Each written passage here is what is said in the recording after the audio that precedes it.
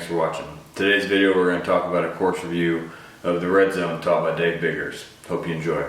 So this course was taught July 6th and 7th in Pennsylvania, and again it was taught by Dave Biggers. The gear that I used for this course was pretty standard like most pistol courses. I used a Glock 19 NSR tactical inside the waistband holster, SOE belt, and I did use a Streamlight ProTac flashlight, which worked pretty well.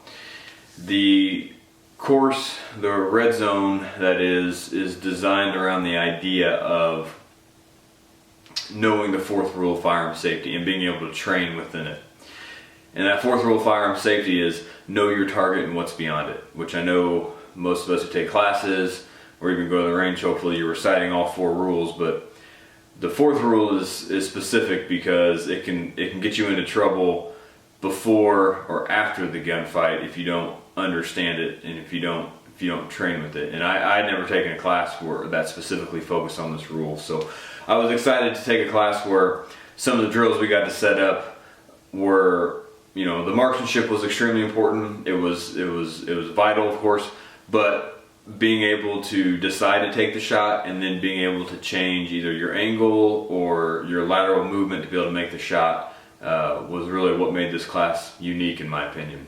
Some of the drills that we did during this class, we started out with I guess a two-dimensional drill, if you will, where they would take cardboard shoot steel targets and they would, you know, put them in different ways on the target stands, and then they would put one of the targets in a black t-shirt and you would turn around and face up range, and they would either start the drill by saying fight, or they would start the drill, Dave would actually start shooting a pistol to simulate gunfire starting your gunfight, which I thought was pretty unique, and I don't think I'd ever had a drill start that way before in a class. So you would turn around, see the cardboard targets, and you would make a decision if you could shoot and then how to take the shot.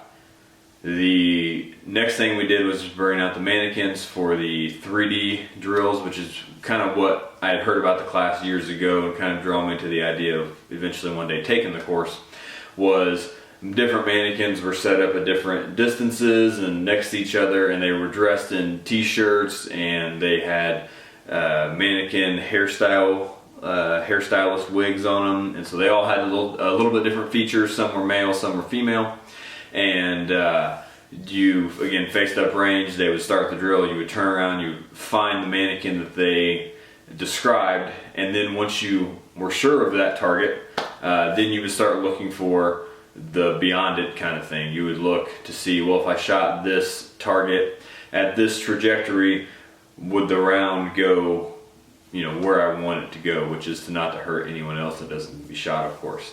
I did have one drill where I turned around, saw the target, had a pretty clean shot, and once I pulled the trigger I realized that the round had impacted another target behind it, and it was painfully obvious, you know, of that fourth firearm safety rule with that one drill. So the cardboard overlapping drills and the mannequin drills, and this is over both days, this wasn't just on one day, it was extremely beneficial, and really what made the class, or it is what made the class be as informational as it was. There was also a kind of a short, down and dirty dot drill, if you will, where he'd put a couple different colored dot circles on a target, and you'd shoot them at you know, 2 to 3 yards, and that was just to advocate the importance of accuracy, which is still extremely important once you make the decision to shoot. And I thought that was important because in this course there was a ton of you know, headshots, of, you know, being able to shoot small, and because there were times where the only shot you had was maybe half of somebody's, you know, ocular cavity, or you had, you know, just one side of their heart area of their chest, or even there were some times where you just had the side of the target hanging off, and that's about all you could either see, or that's about all that you were confident that you could hit. So being able to shoot very precise, like any course hopefully, was a big part of this. And having the three-dimensional targets, and even the two-dimensional targets, really emphasized how important that was.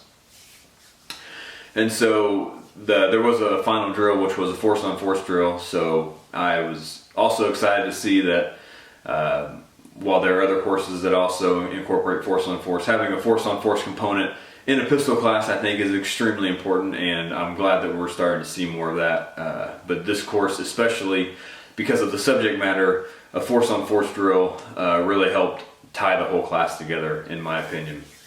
And then, I guess in conclusion, this class was phenomenal. It was not a beginner class, I'll be honest with you. It was not a class for someone who's taken, an NRA basic class, or even who's taken, a basic level pistol class with a legitimate company. This is probably a third level class, in my opinion. It's what I would call a very specific class. It's not a broad class. You're not being taught how to shoot at this class. You're not being taught how to handle your gun safely. If you can't do those things, then this class is not for you yet. Of course, it will, eventually this would be a class that I would encourage everyone to take, but there was downrange shooting in this class, and to teach and to understand the fourth rule of firearm safety without having some downrange shooting component would be impossible. And so this class was great. I've known Dave for several years. I've always respected him as a firearm instructor, as a friend, and I would encourage anyone who meets the prerequisite for this class to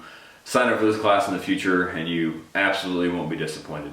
Thanks for watching, and we'll see you on the next one.